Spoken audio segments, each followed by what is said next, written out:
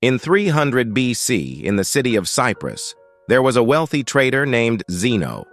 During a voyage from Phoenicia to Perseus, his boat sank, along with all of his goods. In an instant, due to this single, uncontrollable event, Zeno went from being extremely wealthy to suddenly impoverished. Imagine being Zeno. How would you respond if everything you worked for your whole life was wiped out by the sheer force of nature? What would be the right reaction? Would you feel angry or sad? Would you think life has wronged you? For most of us, these would be natural responses, but Zeno, the father of Stoicism, saw things differently. One small shift in mindset can echo throughout eternity, leading to even greater transformations down the road. The essence of Stoicism is acceptance and indifference to what we cannot control. After reading the works of Socrates and other great philosophers, Zeno developed and taught Stoicism. According to him, while we can't control what happens to us, we do have control over how it affects us, and we must harness this control for positive change. Instead of lamenting over lost goods, Zeno chose to maintain his composure, staying calm and neutral despite the circumstances. Today, many mistakenly view Stoics as unshakable individuals who never succumb to emotional extremes, like fits of rage or anxiety. However, the true foundation of Stoicism goes far beyond this. It's not just about being emotionless. It's a way of understanding, describing, and interacting with the world. Stoicism is a lifestyle, one that has endured for centuries. The wisdom of Stoic philosophy is just as relevant today as it was thousands of years ago, offering us the tools to process negative emotions and experiences, shaping them into unique perspectives. Perspective is everything, and every person experiences life differently, resulting in varying viewpoints. The Stoics met in public spaces to discuss and teach philosophy, believing that their principles could benefit everyone. They didn't see the value in hiding such wisdom behind closed doors, whether in schools or royal courts. Thus, Stoicism became accessible to all, from slaves to emperors. Some of the most famous Stoics include Epictetus, who was once a slave, Seneca, a statesman, and Marcus Aurelius, a Roman emperor and one of history's most powerful men. These early Stoics lived their philosophy, opposing segregation and fighting for equality. They even coined the term cosmopolitan, which means citizen of the world.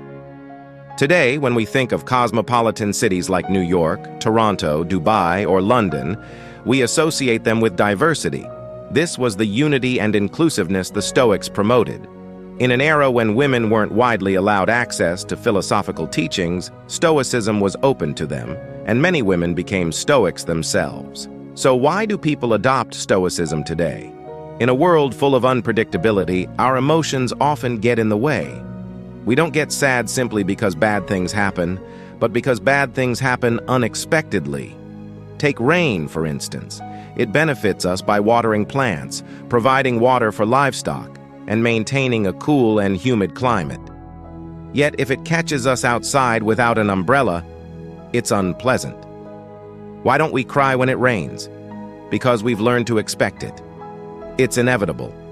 While it may be inconvenient, we know it will eventually pass, and the sun will return. Stoicism teaches us that we should adopt a similar mindset toward all adversity. Expect the worst, accept it, and be content with the possibility of it happening. One Stoic exercise known as voluntary discomfort involves doing things that make us uncomfortable to increase our sense of gratitude. Sleeping on the kitchen floor, taking cold showers instead of hot ones, or eating only potatoes for days, these challenges teach us that no matter how hard things get, we can endure and even thrive with the right mindset. By facing discomfort now, we mentally prepare for future hardships.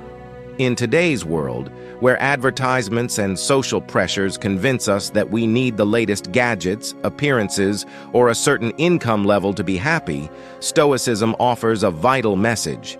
We enter this world with little knowledge and are taught by our families, schools, and our experiences. However, this knowledge often conflicts, creating unrealistic expectations that leave us disappointed. Instead, Stoicism urges us to focus on improving for our own sake, not for external validation.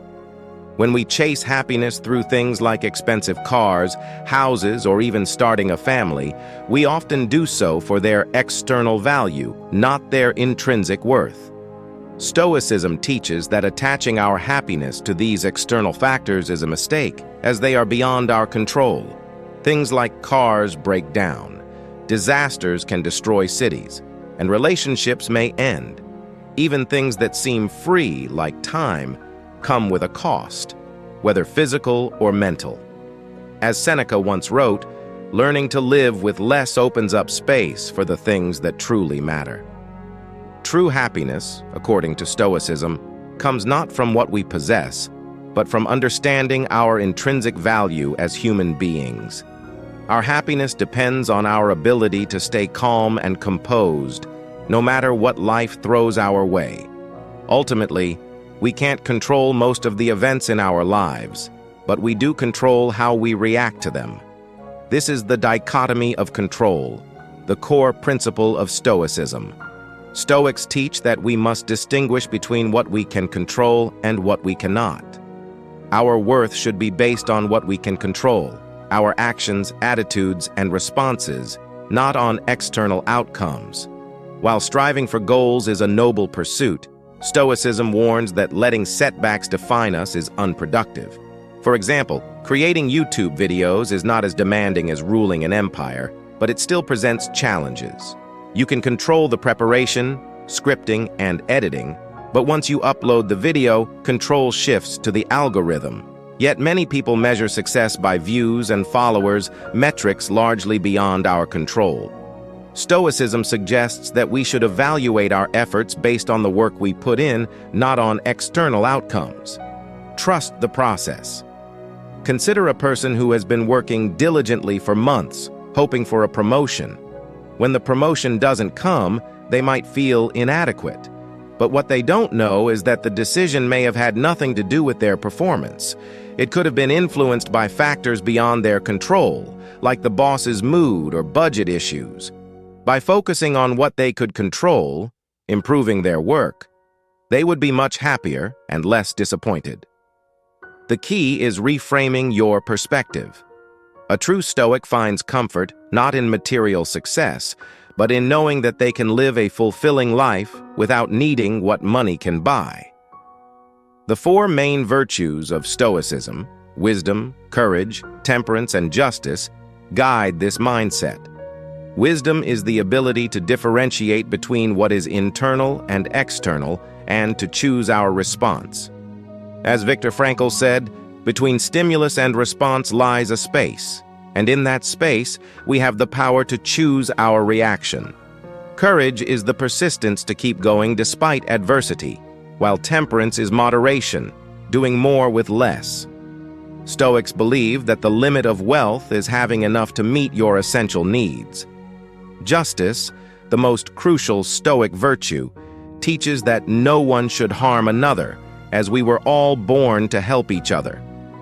Nelson Mandela, one of the most famous African leaders, embraced Stoic principles during his imprisonment. Despite his 27 years in prison, he didn't seek revenge on those who wronged him.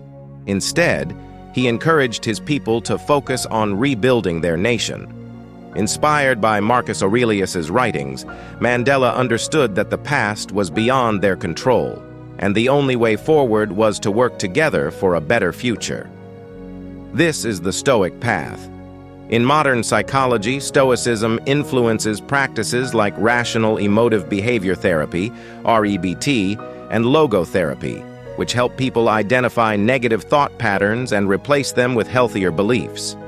Stoicism teaches that even in the darkest times, we can find meaning and happiness by identifying our life's purpose. This is a process, much like any other. Retrain your mind, adopt new thought patterns, and redirect your focus from what you can't control to what you can. By doing so, we can lead a much happier, more fulfilling life. Stoicism guides us through the storms of life, bringing us to calmer waters. And if our ship sinks, we can find peace in knowing that we lived a good life, even if it wasn't as long as we hoped. Because remember, everything has meaning.